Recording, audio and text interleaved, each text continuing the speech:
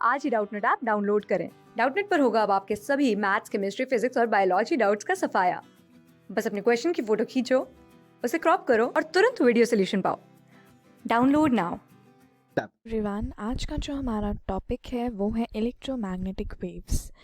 ये बहुत छोटे मार्क्स में हमारा वेटेज रखता है एग्ज़ाम में, बट इसके क्वेश्चन सॉल्व करना बहुत ही इजी है और इसको इतना माइंड में कैलकुलेशंस करने की ज़रूरत नहीं है। तो ये इजीली इस टॉपिक से रिलेटेड न्यूमेरिकल्स हो सकते हैं, तो प्लीज़ ध्यान से ये वीडियो देखिएगा।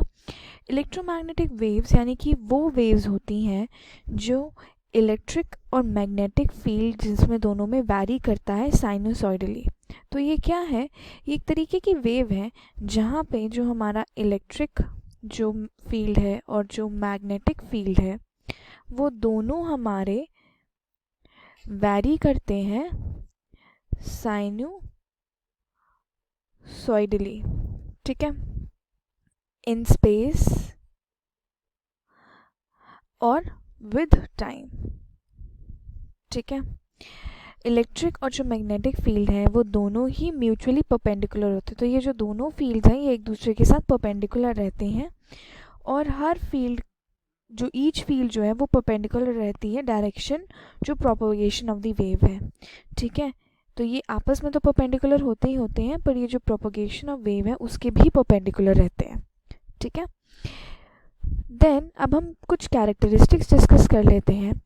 मैक्सवेल थ्योरी ने प्रिडिक्ट किया था कि जो इलेक्ट्रोमैग्नेटिक वेव होती हैं जिनकी सारी फ्रीक्वेंसीज यानी कि सारी वेवलेंथ भी प्रोपोगेट करती हैं वैक्यूम में, और वो वैक्यूम दी जाती है C is equal to 1/√μ0 epsilon naught, जहाँ म्यू नॉट क्या है हमारा मैग्नेटिक परमेबिलिटी है और एप्सिलॉन नॉट क्या है इलेक्ट्रिकल परमिटिविटी ऑफ वैक्यूम। अब यहाँ पे म्यू नॉट की जो वैल्यू है वो कितनी होती है? वो हमारी बराबर होती है 4π × 10⁻⁻7 टेस्ला मिली एम्पियर इनवर्स। वहीं पे एप्सिलॉन नॉट की कितनी होती है? ये होती 8.85 × 10⁻12 c² n-1 m-2। और इन दोनों को हम वैल्यू को सब्स्टिट्यूट करेंगे तो यहाँ से जो हमारा c है वो कितना मिलेगा हमें? ये जो c की वैल्यू है वो हमारी आ जाएगी अप्रॉक्सीमेटली 3 × 10⁸ मीटर पर सेकेंड, ठीक है। तो ये हमारी कैरेक्टरिस्टिक्स हो गई इलेक्ट्रोमैग्नेटिक वेव की। अब नेक्स्ट जो हमारा टॉपिक है वो हम डिस्कस करेंगे वो है मैक्सवेल डिस्प्लेसमेंट करंट क्या होता है, ये डिस्कस करेंगे। अगर प्लेट्स जो चार्ज कैपेसिटर की हैं वो दोनों को जॉइन कर दें एक कंडक्टर के थ्रू, और चार्ज जो अराइज होगा उनके फ्लो ऑफ इलेक्ट्रॉन की वजह से और जो कंडक्शन करंट जो फ्लो होगा कंडक्टर की वजह से, तो मैक्सवेल ने ये प्रपोज किया था जैसे चार्ज जो पार्टिकल का है वो डिक्रीज़ करता है तो electric field between the particle को भी डिक्रीज करेगी विद टाइम, और टाइम वैरिंग इलेक्ट्रिक फील्ड जो होगा वो प्रोड्यूस करेगा मैग्नेटिक फील्ड, जो कि हमें सिग्निफाई क्या करेगा? वो सिग्निफाई करेगा कि there must be some current जो उनके बीच में फ्लो कर रहा हो। तो मैक्सवेल ने इसको टर्म किया था मैक्सवेल डिस्प्लेसमेंट करंट, जिसको हम ID से डिनोट करते हैं, और ये हमारा इक्वल होता है एप्सिलॉन नॉट d∅E/dt के, ठीक है, जहाँ phi e क्या है हमारा इलेक्ट्रिक फ्लक्स और एप्सिलॉन नॉट क्या है permittivity of free space. Then इसके बाद अब हमारी आती है जो सबसे इम्पोर्टेंट हमारा है मैक्सवेल इक्वेशंस क्या थी। मैक्सवेल ने कौन सी इक्वेशंस दी थी जो हमारा करेक्शन बन के उसने सोल्यूशन दिया था मैक्सवेल इक्वेशन। मैक्सवेल ने 1862 में एक बेसिक लॉ इलेक्ट्रिसिटी और मैग्नेटिज्म का दिया था एक 4 फंडामेंटल फॉर्म इक्वेशन में, कि अगर एब्सेंस हो डाइलेक्ट्रिक का मैग्नेटिक मटेरियल का तो उनको हम मैक्सवेल इक्वेशन के नाम से जानते हैं। तो ये हमारा सिर्फ एक्सपेरिमेंटल ऑब्जर्वेशन से भरा पड़ा है और फॉलो किया गया इलेक्ट्रोमैग्नेटिक फिनोमेना से, जिसको हम इंटीग्रल फॉर्म में इस तरीके से देख सकते हैं। तो पहला हमारा फॉर्म है गॉस लॉ, को हम कैसे लिख सकते हैं? फॉर इलेक्ट्रोस्टैटिक्स, चलिए वो देख लेते हैं। ये लॉ ये देता है कि जो टोटल फ्लक्स है इन टर्म्स ऑफ चार्ज जो इंक्लोज्ड है क्लोज सरफेस पे, और ये लॉ ये भी स्टेट करता है कि जो इलेक्ट्रिक लाइन ऑफ फोर्सेस हैं वो स्टार्ट करेंगी पॉजिटिव से और एंड कहाँ करेंगी, नेगेटिव पे। तो इलेक्ट्रिक लाइन ऑफ फोर्स जो है कॉन्टिन्यूस फॉर्म क्लोज पार्ट नहीं रखता। तो मैथमेटिकली हम कैसे लिख सकते हैं इसको, surface integral E dot d s, ठीक है, is equal to q by epsilon naught. ये हमारा गॉस लॉ का इंटीग्रल फॉर्म हो गया। देन नेक्स्ट हमारा है गॉस लॉ फॉर मैग्नेटिज्म। ये लॉ ये कहता है कि नंबर ऑफ मैग्नेटिक लाइंस जो एक फोर्स की एंटर कर रही हैं क्लोज सरफेस में वो इक्वल रहेंगी number of magnetic lines of force जो बाहर आ रही हैं। और ये लॉ ये भी कहता है कि मैग्नेटिक लाइन ऑफ फोर्स जो है वो कॉन्टिन्यूस क्लोज पाथ बनाता है।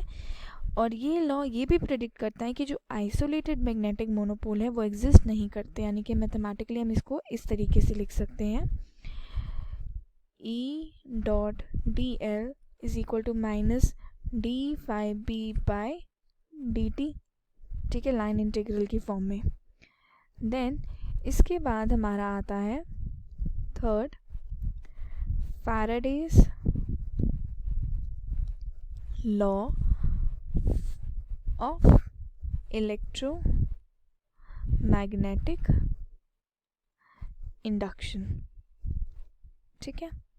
ये लॉ रिलेशन दिया था इसने इलेक्ट्रिक फील्ड और चेंजिंग मैग्नेटिक फ्लक्स से, और ये भी बताता है कि जो चेंजिंग मैग्नेटिक फील्ड है वो सोर्स ऑफ इलेक्ट्रिक फील्ड रहता है। तो इसलिए इसको इंटीग्रल फॉर्म में लिखेंगे तब हम ई डॉट डी एल जो है वो बराबर रहेगा minus d phi B by d t के, ठीक है। ये हमारा Faraday's law of electromagnetic induction हो गया।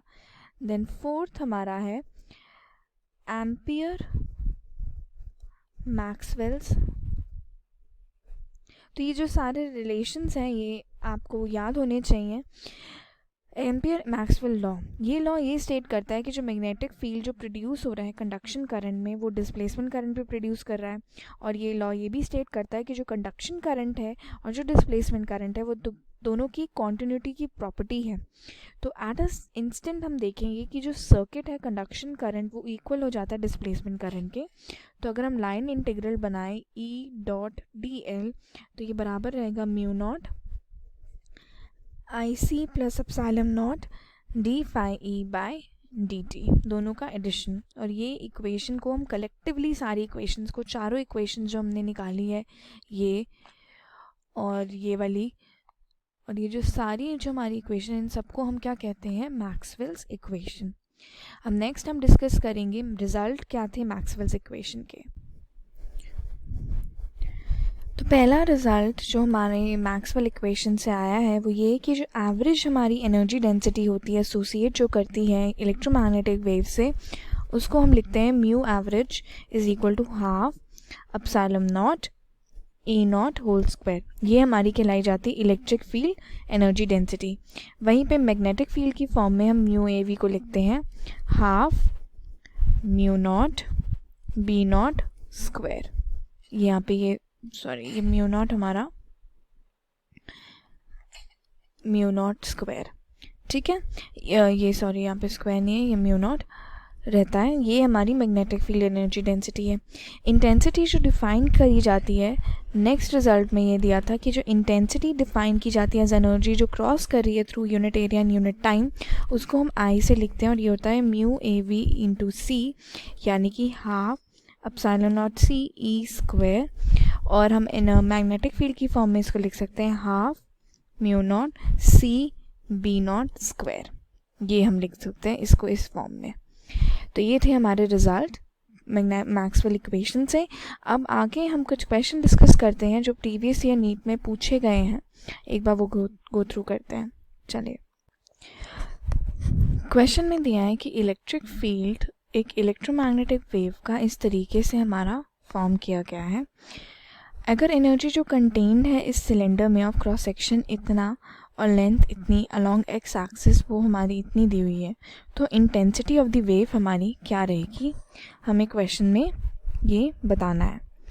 ठीक है, तो पहले हम देख लेते हैं कि हमें क्या क्या गिवन है। लेंथ गिवन है, हमारा area of cross section, energy given है।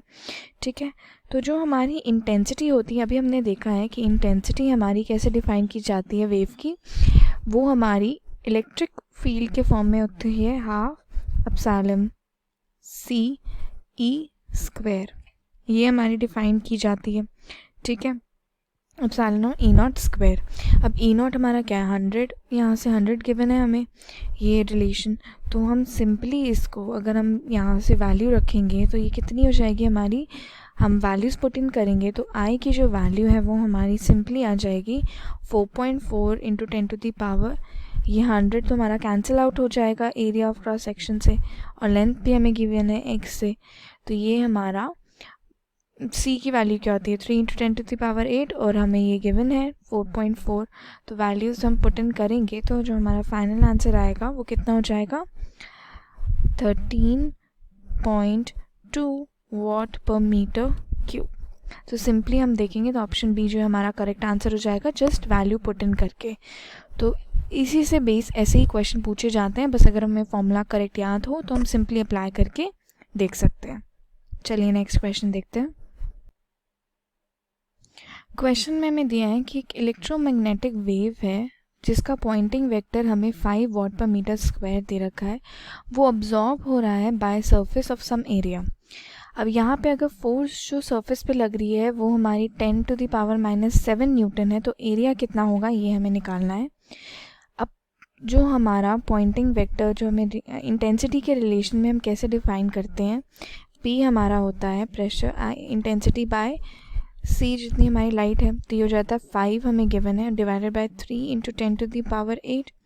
और फोर्स कैसे डिफाइंड होता है, फोर्स हमारा डिफाइंड होता है, ये हमारा फोर्स हमारा डिफाइंड होता है प्रेशर इंटू एरिया, जहाँ से हम एरिया लिखेंगे तो ये कितना हो जाएगा F/P।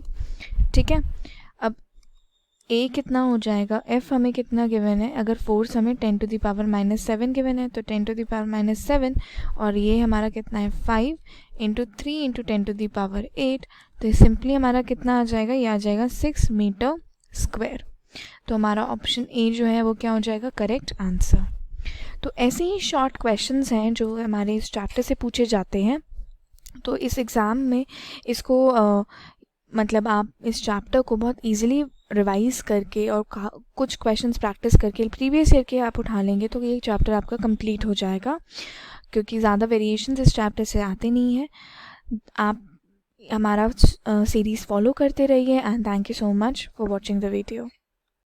क्लास 6 से 12 से लेके नीट, IIT, JEE मेंस और एडवांस के लेवल तक 10 मिलियन से ज़्यादा स्टूडेंट्स का भरोसा। आज ही डाउनलोड करें डाउटनेट ऐप या व्हाट्सएप कीजिए अपने डाउट्स 8400 400 400 पर।